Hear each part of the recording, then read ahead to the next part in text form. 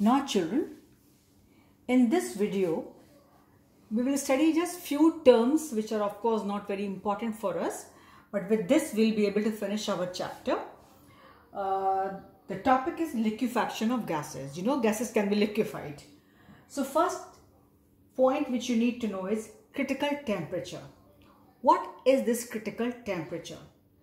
The temperature above which it is not possible to liquefy a gas by applying any amount of pressure is called critical temperature of that gas. I repeat, the temperature above which it is not possible to liquefy a gas by applying any amount of pressure is called the critical temperature of that gas. Normally what happens that at any particular temperature, normally room temperature, whatever is the temperature of that particular room chamber where we want to liquefy the gas, we go on applying pressure which brings molecules closer and closer and finally they turn into liquid, and that's called liquefaction of the gas.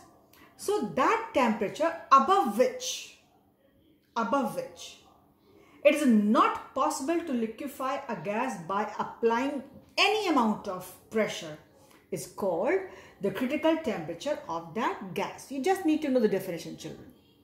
Means that temperature above which if you apply any amount of pressure you cannot liquefy is called the critical temperature of that gas. And different gases have different value of critical temperatures. Now one thing, its value Tc stands for critical temperature is equal to 8A upon 27 Br. A and B are van der Waals constants and R is your gas constant here. Simple children, numerical and all is not required. You just need to know the term, right? This definition at the most, although not very important, but yes, you need to know. It can be asked, I would say at the most 10%. Now, come to other term, viscosity. We know that liquid is viscous, like glycerine is viscous. Conc sulfuric acid is viscous. We know. Children, this whole portion, viscosity and surface tension, you have it in physics. In ISC, maybe it is in class 11th only or 12th. I'm not very sure. We studied this viscosity and surface tension in class 11th physics. Complete whole chapter is viscosity and surface tension and proper numericals are there. So certainly we will not go here in detail, and it's not in a syllabus also in detail. You just need to know the term. First, let us know viscosity. Internal resistance to the flow possessed by a liquid. You understand simple term. It is the internal resistance to the flow possessed by a liquid is called its viscosity. Glycerine, conc sulfuric acid, these all are very viscous liquids, right? They show resistance to the flow of that liquid. Now, just this much. Of course, nobody will ask you. Certainly, and no numericals. It's specified in syllabus just to give them an idea about the term. Surface tension.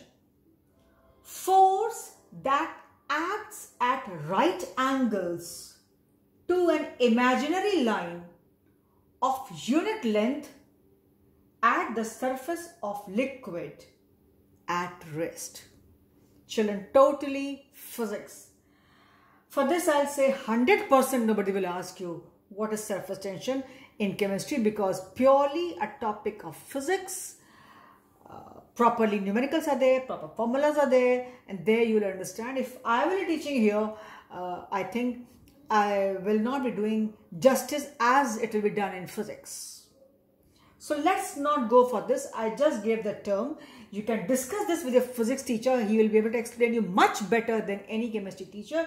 Reason being, they are purely physics proper chapters there in physics. So in case you get time, you can discuss with your physics teacher.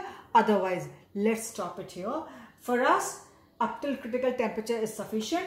Even viscosity term we have understood. Surface tension you may leave. So with this, children, we have been able to finish our chapter. we have not done numerical based on compressibility factor, where it was Z is equal to PV upon nRT. Actually, it is not in our syllabus also, numericals based on that. But since we have formula, and if at all you get question like the formula is PV upon nRT is equal to Z. So PV, nRT, how many terms? 5, and Z 6. So out of these 6 terms, if they give you any 5, 6th can be calculated. Although I repeat, again, we do not have numericals based on that in this chapter as per our syllabus, but it is there. I gave the formula, it is with you. Normally what is asked is, children, numericals based on density calculation, PM is equal to DRT. Numericals based on partial pressure they are asked.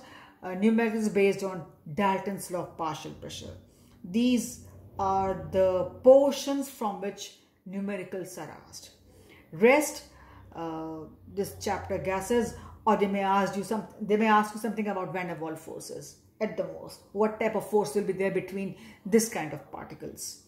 Then simple numerical, if one wishes to ask, it can be based on ideal gas, or it can be Z is equal to PV upon nRT, as I just now told you, compressibility factor. Although as per syllabus, these numericals are not there for compressibility factor. But if one wishes to ask you, one can easily ask, and it's not difficult. You cannot say we have not done. You should be doing.